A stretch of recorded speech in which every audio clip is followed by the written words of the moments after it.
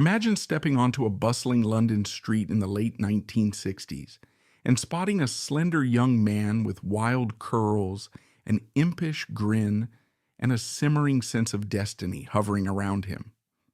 This man, the one sporting a corduroy peaked cap, living in some half-imagined daydream, was Marc Bolan. Born Mark Feld on 30th of September 1947, he emerged from Hackney in East London with a beat-up guitar, a head full of mystical poetry, and a determination that whispered he might just change rock music as we knew it. Long before he was the glittering pioneer of glam rock who would light up top of the pop stages, Marc Bolan was a curious kid, enthralled with the raw energy of rock and roll heroes like Gene Vincent and Chuck Berry, mesmerized by coffee bars in Soho, and even bold enough to stand up to a disciplinarian headmaster, allegedly headbutting him rather than submitting to punishment. That alone ought to give you a sense of the tempestuous spirit swirling inside this budding superstar. Growing up in Hackney, a melting pot of cultural influences, Bolan was the second child of Simeon Feld and Phyllis Winifred Atkins. The father sold cosmetics and the mother ran a market stall. On the surface, it was an ordinary London upbringing, and yet the synergy of his father's Ashkenazi Jewish heritage from Russia and Poland and his mother's English background provided a broad tapestry of cultural nuance. The family later moved to Wimbledon, and it was there that Mark's passion for music, style, and performance took on new life. Even as a young boy, he found a guitar in his hands and started a skiffle band, banging out rudimentary rhythms to the delight of classmates. This early fascination with making noise, any noise, on a guitar set him on a trajectory that soon defined his every move.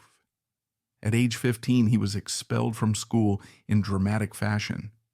Legend has it the headmaster tried to cane him. Mark refused, and he ended that particular confrontation by using his head in a literal manner. It sounds like a rock star anecdote that might have been shaped in the retelling, but if anything, it underlines the rebellious streak within him, one that would eventually translate into a distinctive, uncontainable presence in the music world. Yet he wasn't just about teenage bravado. Marc Bolan was uncommonly driven. During his mid-teens, he dabbled in modeling and even showed up as an extra in the television series Orlando, dressed as a London mod. Imagine a teenage Bolan in sharp suits, determined to break free from whatever constraints the world might impose, daydreaming about hitting the big time. His ambition was unstoppable, and that same ambition led him to experiment with different managers and recording possibilities.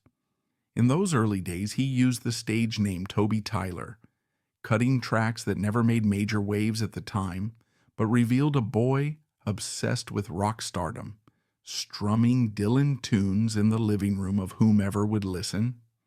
Soon enough, he adopted the name Marc Bolan, though the precise story behind this name shift is a matter of rock lore. Some say it derived from James Bolam, others whisper it was a contraction of Bob Dylan, while Mark himself reportedly claimed his record label had chosen Bolan for him. Whatever the truth, Marc Bolan had arrived. He joined Decca Records and released The Wizard, a single that didn't chart, but demonstrated a unique mystical energy that would come to define his oeuvre.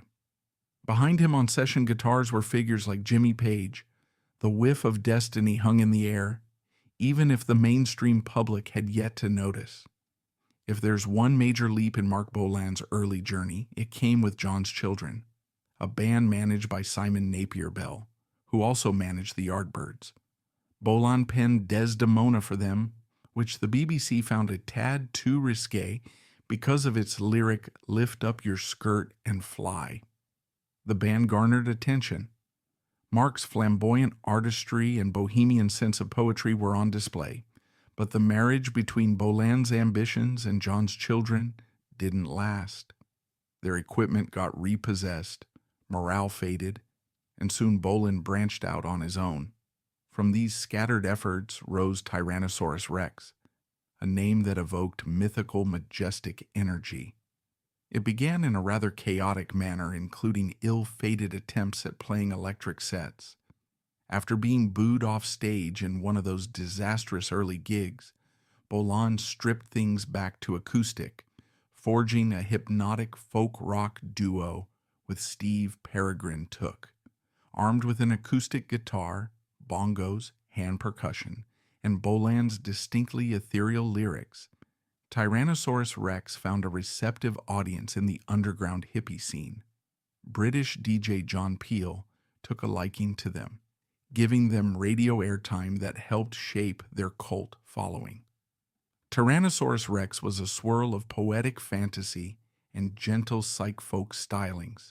Still, the seeds of something bigger were planted. Bolan, who started as a Dylan-inspired troubadour, couldn't hide his love for amplified rock.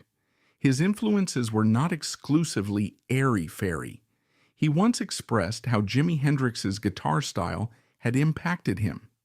Gradually, electric guitars snuck into the Tyrannosaurus Rex sound, culminating in the album A Beard of Stars, which teased heavier riffs and more prominent solos. As the 1960s dipped into the new decade, Marc was ready for a transformation to fit the energy bursting from within him. Thus, Tyrannosaurus Rex evolved into T.Rex.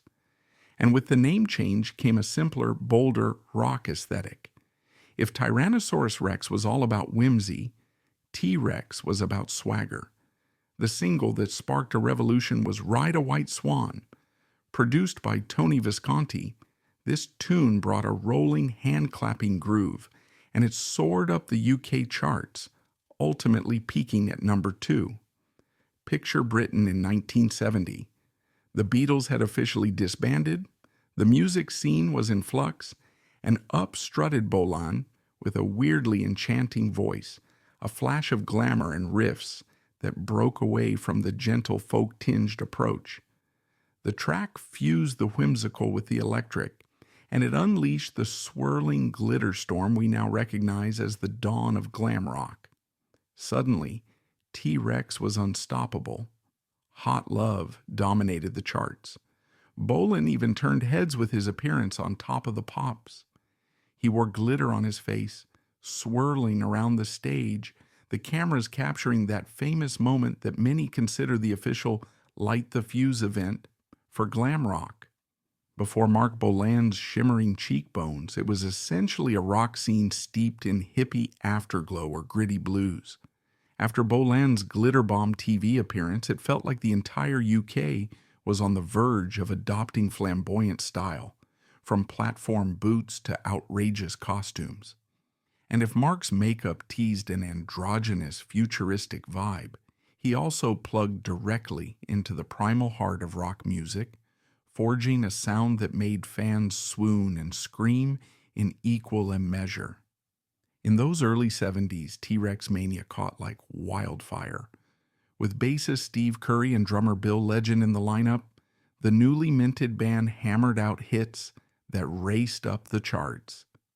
Get It On, renamed Bang a Gong Get It On in the US, topped UK charts for 4 weeks and broke into the American top 10.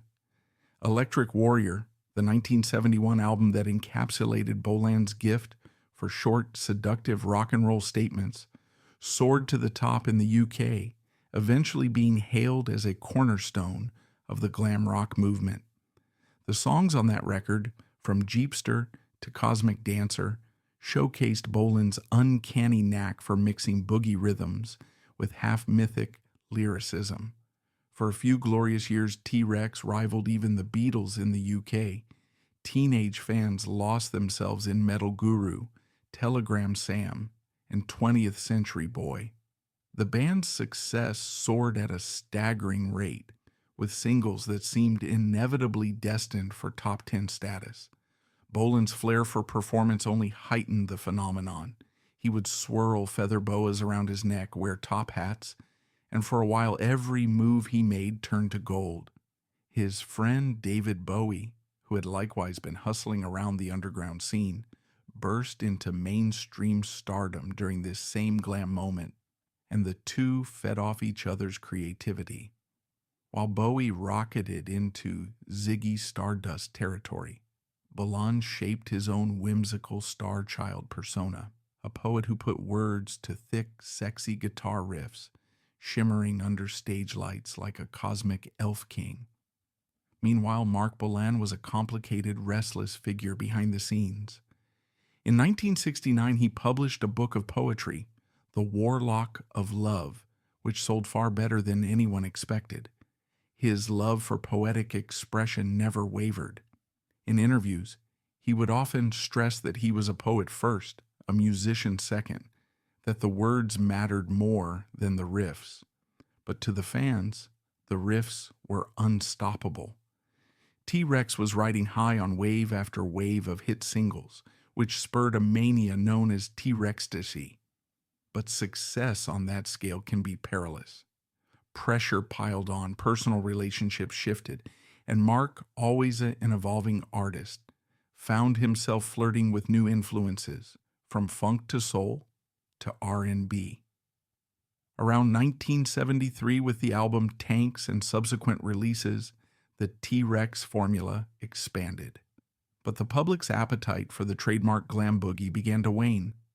Tastes were changing, new musical movements brewed on the horizon, and Marc found it harder to maintain that scorching level of success. His personal life was equally tumultuous. He married June Child in 1970. She had connections to the music industry through her work with Black Hill Enterprises. During the height of his T-Rex mania, their relationship grew strained, with Marc engaging in extramarital affairs, including one with singer Gloria Jones. By 1973, the marriage had dissolved. Bolan and Jones became inseparable, forging a new partnership both romantically and in music. Jones contributed to T-Rex releases, bringing a soulful flavor that excited Marc, although some fans missed the simpler boogie-driven days of Get It On. As he tried to reinvent T-Rex, he found it increasingly tough to replicate the success of those early 70s hits. He introduced more band members, toyed with more elaborate production, and leaned into funk and R&B. British critics, who had once hailed him as a rock visionary, were less forgiving. Punk rock was on the horizon, and glam's shine had started to fade. But Bolan wasn't about to lie down and vanish. He re-emerged in 1975 with a slimmed-down physique and a new approach, taking advantage of TV opportunities and forging alliances with younger artists like The Damned. In 1976, he scored a modest success with New York City and kept the T-Rex banner alive. He never lost that inherent flair for showmanship, though. When he got the chance in 1977 to host a 6-part TV series on Granada Television titled Marc, he seized it. The show featured both fresh talent and established acts, all introduced by Bolan himself, who performed at each episode's close. Now trimmed back to that elfin glam god persona, looking more like the star of 1971 than the heavier mid-70s version, Bolan seemed poised for a renaissance. David Bowie appeared on the final episode of Marc, performing Heroes before a short jam with Bolan. Famously, Marc stumbled off the stage, but at least in that moment, the world saw a nostalgic flash of two glam titans who had shaped a generation. The synergy that once saw them champion each other in the underground had come full circle, adding a bittersweet note to Bolan's swan song. On a personal level, Marc had become a father in 1975, when Gloria Jones gave birth to their son, Roland. Despite the tabloids swirling around their private life, it seemed Marc was finding fresh inspiration in fatherhood, determined to craft new music that could resonate with changing times. Dandy in the Underworld, released in 1977, showed glimpses of a fresh, energized Bolan, someone who might well have steered T-Rex into the punk era with renewed purpose. He had his own struggles. He feared driving, believed he might die young, and ironically owned several cars. He never drove. But no one could have predicted the tragedy that would befall him. On the 16th of September 1977, just 2 weeks shy of his 30th birthday, Bolan was a passenger in a Mini driven by Gloria Jones. The night out had included drinks, and as they crossed a bridge near Gypsy Lane in Barnes, the car struck a fence post before careening into a tree. Marc Bolan died at the scene, marking a cruel end to a man who had so much more to give. Gloria was critically injured, but survived. For fans, the shock was immediate and profound. The flamboyant starman, who sang about cosmic dancers, wizard capes, and hot love, had, in an instant, become another rock and roll casualty, forever young, forever mythic, forever wearing glitter on his cheekbones. Like so many legendary rockers who left us too soon, Marc Bolan's death froze him in time. The site of the crash has become a shrine where fans leave flowers, notes, and glittering tributes. His funeral, held at Golders Green Crematorium, was attended by David Bowie, Rod Stewart, and other luminaries. The swirling sense of heartbreak was intermingled with a grand celebration of a life that burned bright for just 3 decades. But in Bolan's mind, he'd never planned on longevity in an ordinary sense. He had a famously fatalistic perspective. He refused to drive, convinced he might die before 30. It's haunting to look back and see how those anxieties manifested. And yet, as with so many iconic figures, the real story lies in how his influence transcended the heartbreak. Marc Bolan's impact on rock music in general and glam rock in particular is incalculable. He infused 1970s Britain with a new sense of fantasy and flamboyance, paving the way for artists as diverse as Bowie, Queen, and even future punks.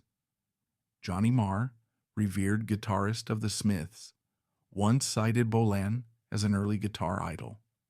Boy George, embracing the fluid style that glam made acceptable, spoke of Bolan and Bowie as early inspirations.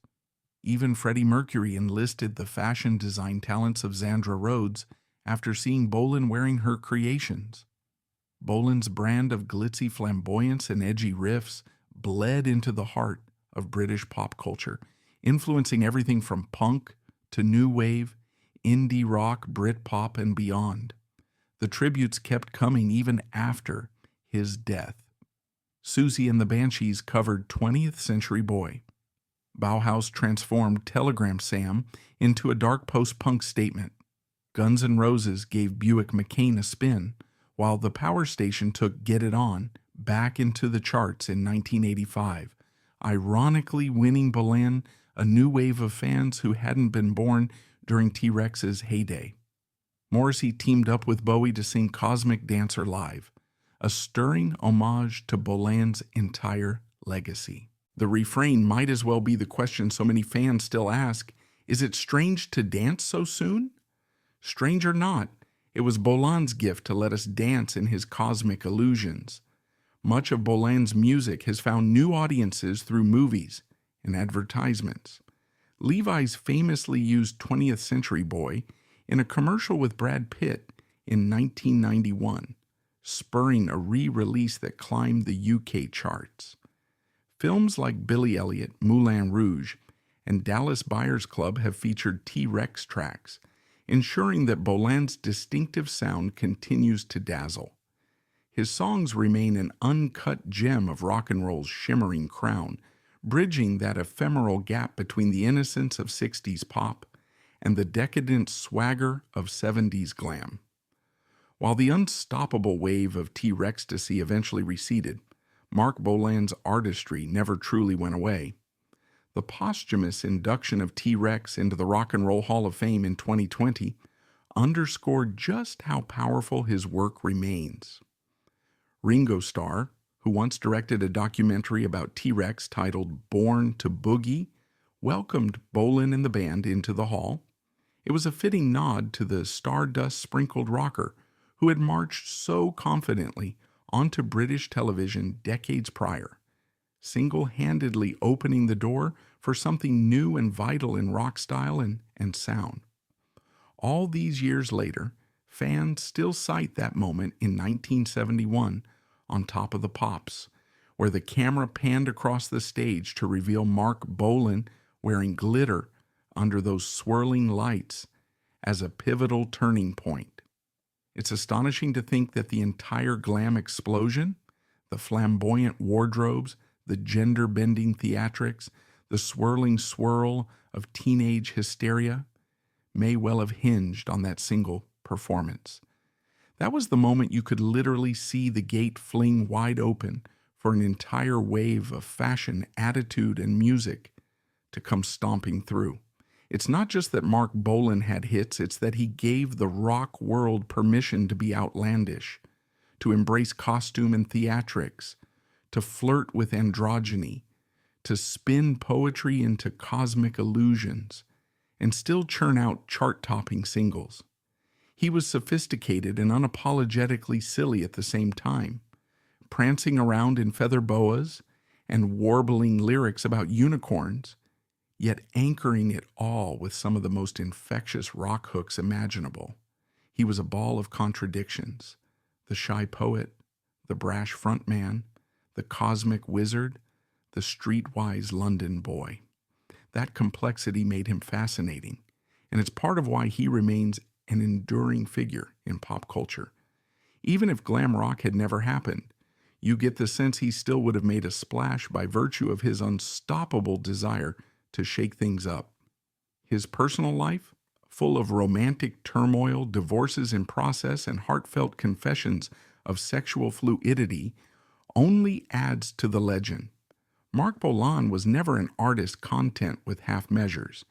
He came at life with an insatiable appetite for expression, whether that manifested in over-the-top stage costumes or in the raw confessions about his relationships. He was complicated, sometimes contradictory, but always enthralling. From the vantage point of a modern audience, we might see him as a forerunner of how pop stars can become performance artists in themselves.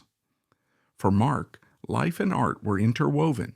The mystic poet, the teen idol, and the boogie guru were all facets of the same blazing gem.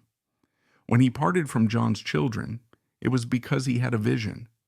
When Tyrannosaurus Rex evolved, it was because he sensed something new emerging from inside him. He marched into glam rock territory with the fury of a man who'd found his moment, throwing stardust into the audience's faces.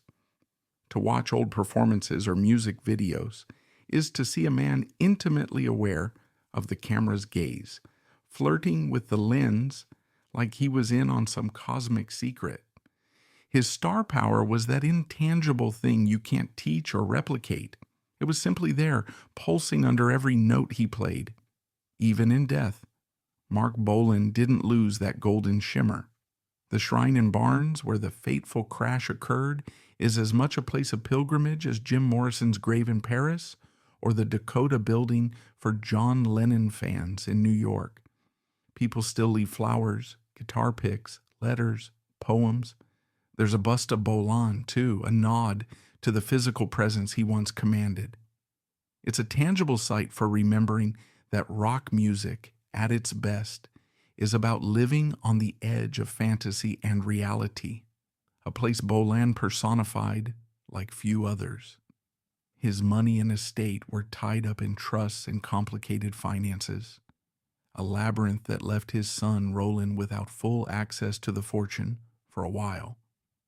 That story is a testament to the ephemeral nature of pop stardom, how quickly it can slip through your fingers and end up locked in legal wrangling. But beyond the nitty-gritty, Marc Bolan's legacy is one of color, sparkle, and fearless reinvention. He belongs in that pantheon of artists who gift the world with an unforgettable persona, only to vanish too soon. You can pick any T-Rex tune and feel a certain joie de vivre humming beneath the surface. Even the downbeat tracks have a sense that Bolan is winking at you from behind the microphone, imploring you to see the wonder in the everyday.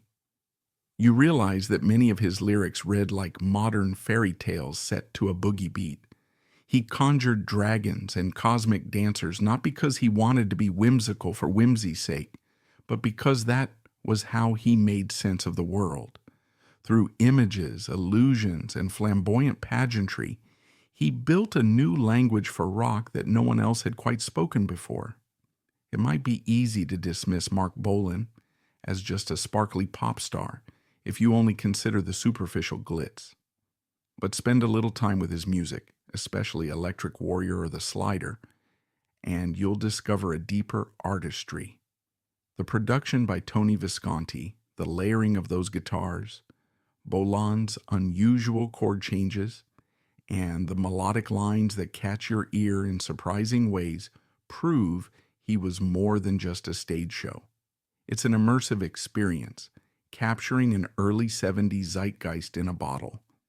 And yet, it's timeless enough that it remains fresh and vital. That's the hallmark of real innovation. It doesn't age into irrelevance. Decade after decade, new generations keep stumbling upon T-Rex and lighting up with the sense that this is something special, something that doesn't quite fit into neat categories.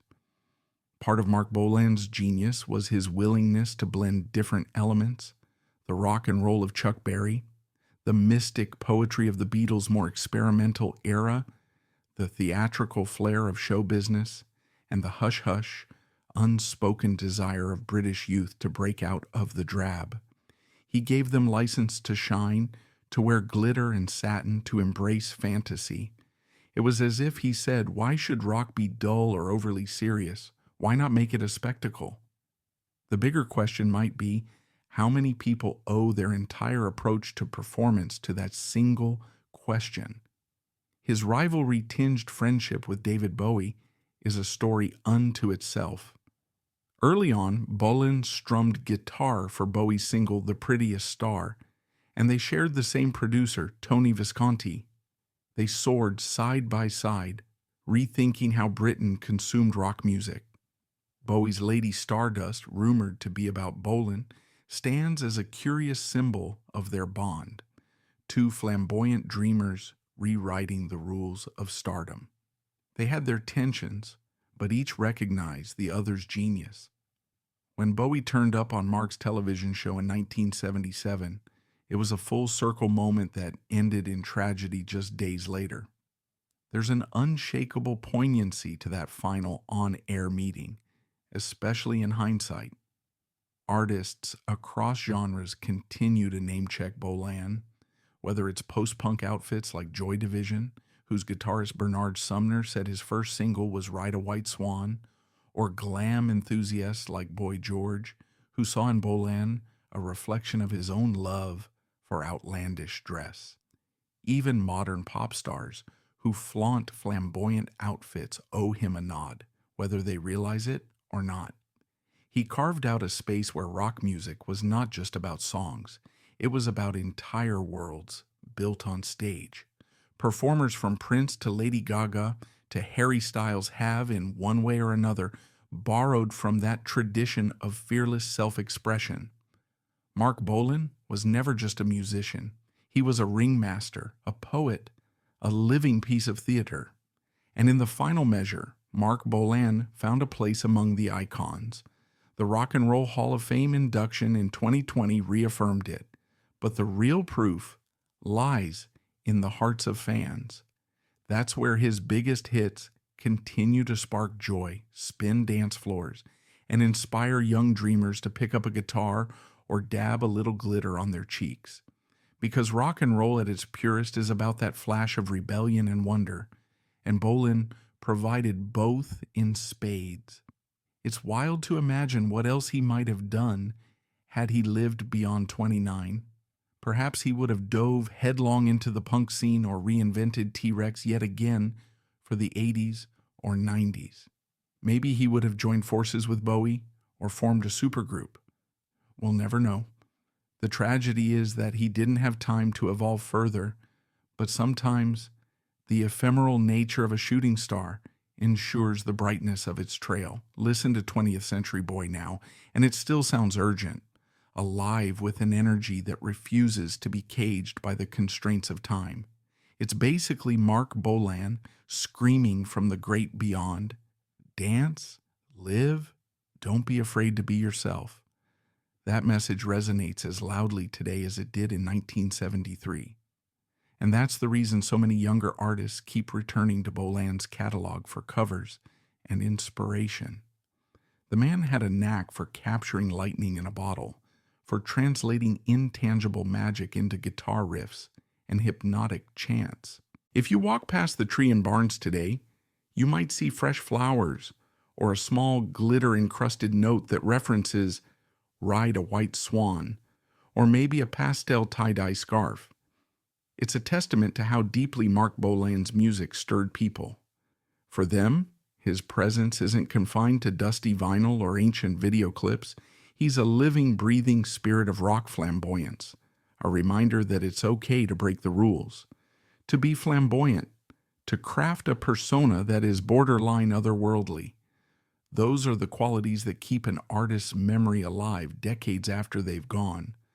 So the next time you find yourself humming along to Get It On, imagine a sparkly, cherubic figure strutting around a BBC studio set, brandishing a guitar like Excalibur. That's Marc Bolan, part magician, part rock star, part playful child refusing to conform. He left a shimmering trail in his wake, and we're still dancing in the glitter. His was a story of humble beginnings in Hackney, a teenage rebel who refused the cane, a budding model in Maud London, a folk singer forging ephemeral fairy tale tunes, and ultimately a glam icon whose star power could scarcely be contained. Through ephemeral triumphs, heartbreaks, and unshakable commitment to pushing boundaries, Marc Bolan crafted a legacy that remains as enchanting as it was the moment he first daubed glitter onto his cheeks. He may have lived fast, he may have died young, and he may have left behind unanswered questions. But Marc Bolan's final gift is the knowledge that rock music can be so much more than sound waves hitting eardrums. It can be an invitation to dream, to celebrate cosmic nonsense, to make your own fashion rules, and to believe in your own mythology if you're daring enough. In that sense, Marc Bolan didn't just pioneer glam rock. He pioneered creative freedom. And even if the radio hits slowed toward the end, and even if the Rextasy mania eventually ebbed, the heart of what he did keeps beating. It's in the vibrancy of every starry-eyed musician who's unafraid to make a statement.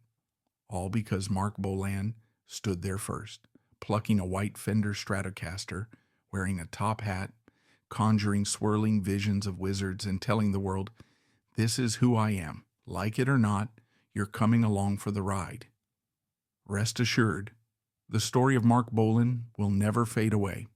It's forever etched in the DNA of rock music and in every flamboyant flourish that has followed.